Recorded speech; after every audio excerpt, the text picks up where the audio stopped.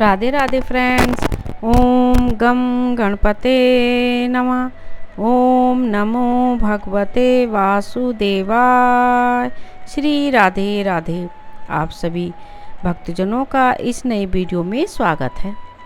श्री गीता ज्ञान, इस अद्भुत ग्रंथ के 18 छोटे अध्यायों में इतना सारा सत्य, इतना सारा ज्ञान और इतने सारे उच्च, गंभीर और सात्विक विचार भरे हुए हैं कि वे मनुष्य को निम्न से निम्न दशा में से भी उठाकर देवता के स्थान पर बिठाने की शक्ति रखते हैं। वे पुरुष तथा स्त्रियां बहुत ही भाग्यशाली हैं जिनको संसार के अंधकार से भरे हुए संकरे मार्गों में प्रकाश देने वाला यह छोटा सा लेकिन अखूट तेल से भरा हुआ धर्म प्रदीप प्राप्त हुआ है।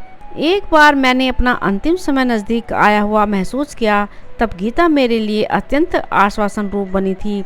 मैं जब बहुत भारी मुसीबतों से घिर जाता हूँ तब मैं गीता माता के पास दौड़कर पहुँच जाता हूँ, और गीता माता में से मुझे समाधान न मिला हो तो ऐसा कभी हुआ ही नहीं। प्राचीन युग की सर्व रमणीय वस्तुओं में से गीता से सर्वश्रेष्ठ कोई वस्तु नहीं है। गीता में ऐसा उत्तम और सर्वव्यापी ज्ञान है कि उसके रचयिता देवता को असंख्य वर्ष हो गए, फिर भी ऐसा दूसरा एक भी ग्रंथ नहीं लिखा गया है। उसमें जो दिव्य ज्ञान लिखा है वह केवल गीता के उद्धरण के रूप में है। मैं गीता के प्रति इतना सारा आदर भाव इसलिए रखता हूँ कि जिन गूढ़ प्रश्नों का समाधान पाश्चात्य लोग अभी तक नहीं खोज पाए हैं, उनका समाधान गीता ग्रंथ ने शुद्ध और सरल रीति से दिया है। उसमें कई सूत्र अलौकिक उपदेशों से भरपूर लगे, इसलिए गीता जी मेरे लिए साक्षात योगेश्वरी माता बन रही हैं। वह तो विश्व के किसी भी धन से भी नहीं खरीदा जा सकता है, ऐसा भारतवर्ष का अमूल्य खजाना है। भगवद गीता ऐसे दिव्य ज्ञान से भरपूर है कि उसके अमृत पान से मनुष्य के जीवन में साहस, हिम्मत, समता, सहजता, स्नेह, शांति और धर्म आदि दैवी गुण विकसित हो उठते हैं। अधर्म और शोषण का मुकाबला करने का सामर्थ्य आ जाता है। अतः प्रत्येक युवक युवती को गीता के श्लोक याद करने चाहिए और उनके अर्थ में गोता लगाकर अपने जीवन को तेजस्वी ओजस्वी बनाना चाहिए। श्री कृष्ण कहते हैं, उसको शाप या पाप नहीं लगता, जरा भी दुर्गति नहीं होती, और 6 शत्रु काम, क्रोध, लोभ, मोह, मद और मत्सर देह में पीड़ा नहीं करते हैं।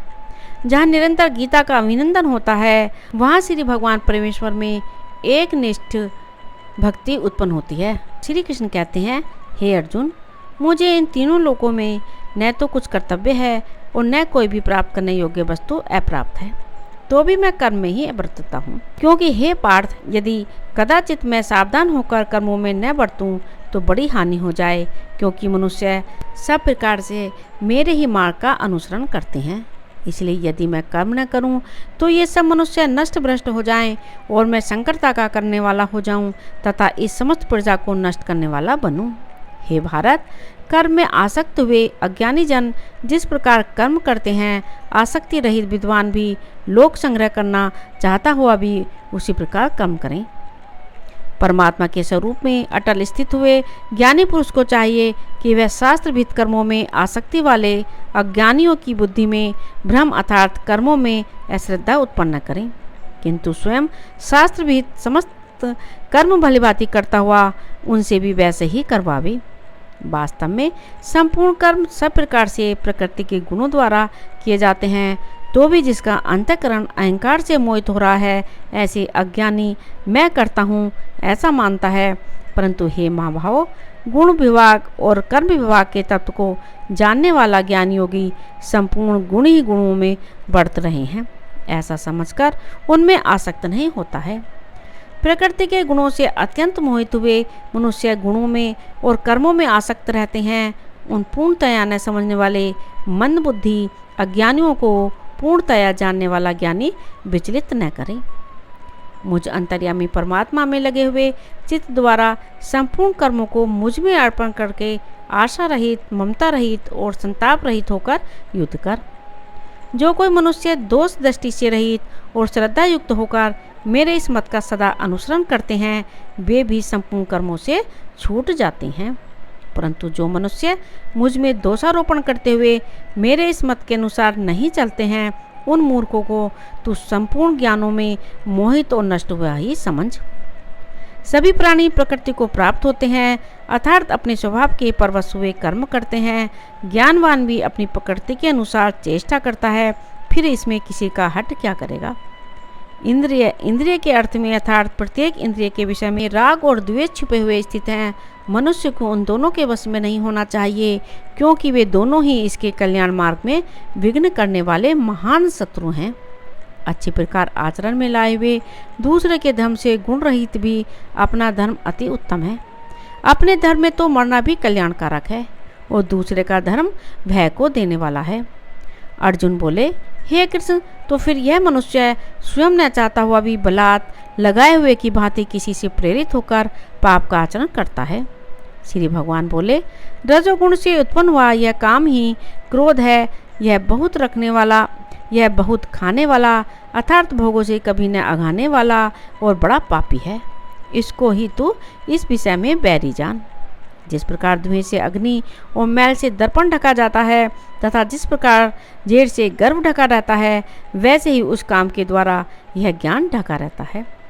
और हे अर्जुन, इस अग्नि के समान कभी न पूर्ण होने वाले काम रूप ज्ञानियों के नित्य वैरी के द्वारा मनुष्य का ज्ञान ढका हुआ है। इंद्रिया, मन और बुद्धि ये सब इसके वास स्थान कहे जाते हैं। यह काम इन मन, बुद्धि और इंद्रियों के द्वारा ही ज्ञान को आच्छादित करके जीवात्मा को मोहित करते हैं। इसलिए हे अर्जुन, तू पहले इंद्रियों को वश में करके इस ज्ञान और विज्ञान का नाश करने वाले महान पापी काम को अवश्य ही बलपूर्वक मार डाल। इंद्रियों को स्थूल शरीर से पर यानी श्रेष्ठ, बलवान और सूक्ष्म कहते हैं। इन इंद्रियों से पर मन है, मन से भी पर बुद्धि है, और जो बुद्धि से भी अत्यंत पर है वह आत्मा है। इस प्रकार बुद्धि से पर अर्थात सूक्ष्म, बलवान और अत्यंत श्रेष्ठ आत्मा को जानकर और बुद्धि के द्वारा मन को वश में करके हे महाबाहो, तू इस काम रूप दुर्जय शत्रु को मार डाल। ओम तत्सदिति। श्रीमद्भगवद्गीता सुपनिषदु ब्रह्म विद्यायाम योग शास्त्रे श्री कृष्ण अर्जुन संवादे कर्म योगे नाम 3 अध्याय। श्री राधे राधे। ओम नमो भगवते वासुदेवाय। यदि आपने इस चैनल को अभी तक सब्सक्राइब नहीं किया है तो प्लीज़ सब्सक्राइब करें। प्लीज़ ज़्यादा से ज़्यादा शेयर करें, लाइक करें, कमेंट करें। धन्यवाद।